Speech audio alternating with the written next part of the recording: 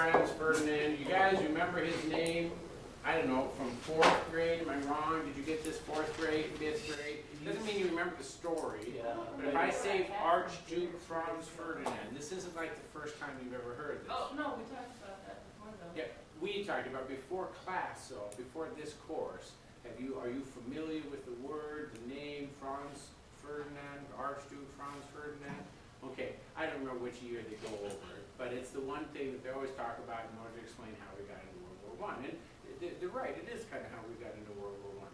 So we'll put that in there. And if we look at this, I think in terms of chronology, the neutrality is going to be first, and then we have, well, no, actually, neutrality is going to be second. Because Franz Ferdinand gets everyone excited, thinking that stuff is going to happen. Of course it does, but the United States is saying, nope, we're not going to do it. And so we have to talk about that. So we'll talk about Franz Ferdinand first, then we'll talk about American neutrality, and then we'll talk about our trench warfare. And this will actually explain why the U.S. enters.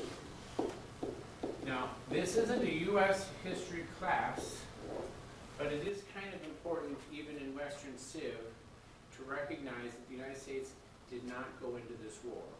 So, at first. So I'm going to save some timeline. So 1914 is when the war starts. And I'll just say August. Seems to be a time when we all love war to start. 1917 is when the United States gets involved, and we're going in April. So if you look at that, what's the difference? Almost 3 years after the war begins. The war ends in 1918. And if I'm not mistaken, it's something like in December. So the U.S. is in this war for about 17 months.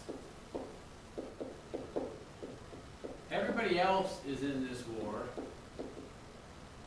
for December, we're looking at what, 4.5 months? 4.5 years, not quite,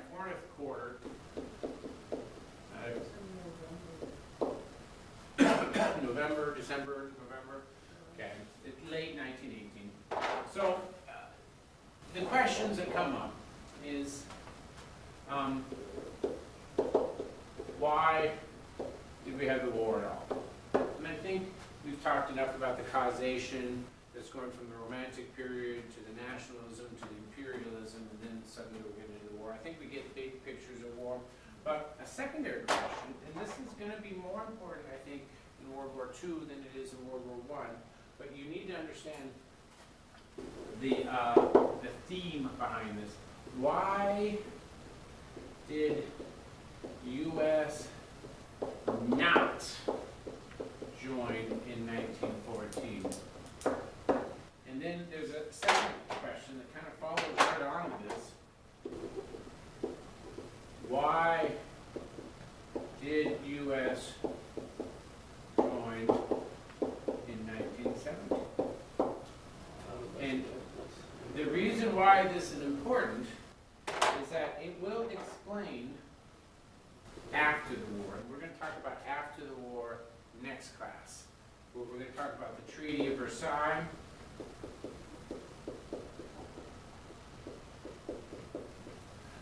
We're also going to talk about the League of Nations. And both of these, specifically the League of Nations, is strongly caught up in the answer to these questions. This makes sense? Isn't the League of Nations like the start of the UN? It's a lot like the UN. It's a lot weaker than the UN. The UN has UN forces. So if someone clearly breaks global law, the global countries can say, you've broken the law, we're going to send UN forces to stop you. That's what the Korean War was about. The League of Nations doesn't have that authority. So the League of Nations didn't have a military. They didn't have standing forces. The best that they could do was to say, you broke global law, we're all going to ignore you. Oh, not no. painfully effective. Pretty much, right? Okay, now it's not be too That's too far. flippant, but really not that far. I mean, it's not. It is an idealism.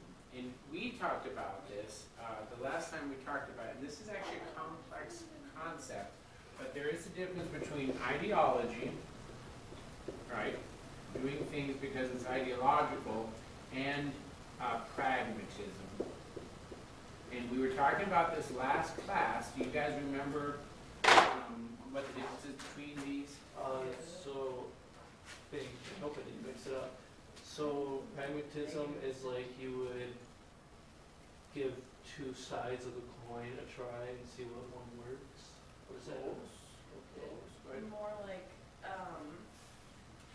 pragmatism, more like a reality check versus ideology was like, oh, this would be like good in a perfect world. Okay. but I think you guys are both right.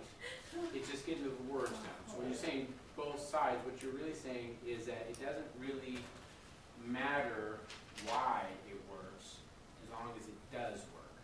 And so I might pull from the left, I might pull from the right, I'm going to pull from whatever's going to work. And so it's the end justifies the means. As long the end, in other words, the consequence, as long as I can get it to be done, it doesn't really matter how I get there. So it's both of you guys are right. It's a vocabulary. The best way to think of this is that it is whatever works. I mean, that is a very simple way of defining it. Whatever works. If I'm being a nice guy, right, and there's a little kid, I'm hungry, and the little kid has a ice cream bar that hasn't been opened, because if it's been opened, it's disgusting. But let's pretend it hasn't been opened, so it's not. It's in this case. He's walking down the street, happily holding onto it. I'm hungry. I want the ice cream bar. If I'm an ideologue, I might be what we use the word romantic. I would say, okay, even though I'm starving, I'm not going to steal ice cream from a little kid. I mean, you can't get any more sleazy and mean girl than that. Even though I can, I'm not going to, because it's naughty. It's a little kid, you know. You don't take some little kids. I might ask him, can I have a bite of your ice cream? Although the creep factor is pretty high. I'm not going. There's certain things I don't do because it's not right. Just don't offer an ice cream. It's kind of a romantic view, because let's say you really are starving, like that ice cream is between you and death. You still might not say, I'm not going to steal it from the kid. I might ask him, I might tell him, I am literally starving, kid. Will you give me that ice cream so I don't die? And if he gives it to you, then you did it right? But I'm not going to steal it, because there's certain things that you don't do. Rules. That is ideological. Pragmatism says, I'm hungry, I'm going to take it. I'm bigger, he's smaller, I don't care. Boom, I got it. So ideology is more like having moral values versus... That is the way to look at it, yes. It's hard, though, because we're talking about nations, right? So nations isn't just one person. Even though we may talk about a king or a dictator, it's never just one person. Kind of like It's having country. moral values. Having moral value, having standards. Now, the thing is that we look at this in a political way. The way that we say morals is a little bit simple. If we just say ideology, it usually reflects rule of law.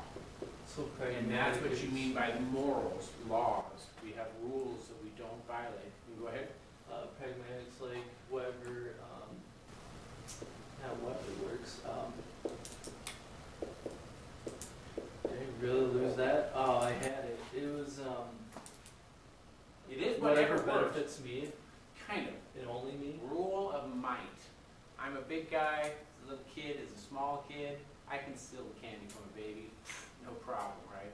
I have no problem doing that. And since I don't have any moral compunction, but in this case, since I don't care about the unwritten rule saying, don't take advantage of little kids, right? Since I don't care about that, since I'm able to do it, I'll do it. That's pragmatism. And there's a difference here. The United States has been and will continue to be far more ideological. Even today, when you've got so many people complaining about American foreign policy, the irony of it is, why are they complaining? They're complaining because we still are concerned about the morality of foreign policy. It's an outgrowth of our American ideology, kind of we refer to as kind of romanticism. We look at the romantic era after the Napoleonic wars, and the United States isn't European, but a lot of that kind of reaction to the war is still strong in us. The difference is that we also had the revolution, American Revolution, before the French Revolution. So we had the ideology first, you could say. We did it first. So it's one of the reasons why we're so strongly entrenched on this. One picture that I use with the rule of law is this belief that all men are created equal. They're endowed by their Creator with certain unalienable rights. Among these, life, liberty, pursuit, and happiness. That's supposed to look like a person. That's like a failed person. So it's because, yeah, it's just getting worse. Okay. Here's my person. It's a stick figure, right? Boom. There we go. There's a stick figure. Okay. Life, liberty, pursuit, happiness. Just cover up. We hold these truths to be self-evident that all men are created equal. They're endowed by their Creator with certain unalienable rights. Among these, life, liberty, pursuit of happiness. Where does this come from? Well, Not the Constitution. no, the Declaration of Declaration. Independence. Wow. So that's our mission statement. So we are heavily invested in the ideology.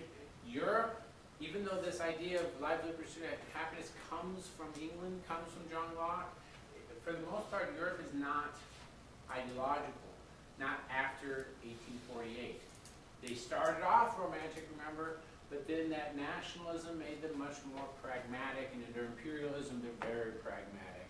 And so even though at home, London and England may be thinking about wanting to have people have votes, and they do a little bit better, when they're in terms of foreign policy, very pragmatic.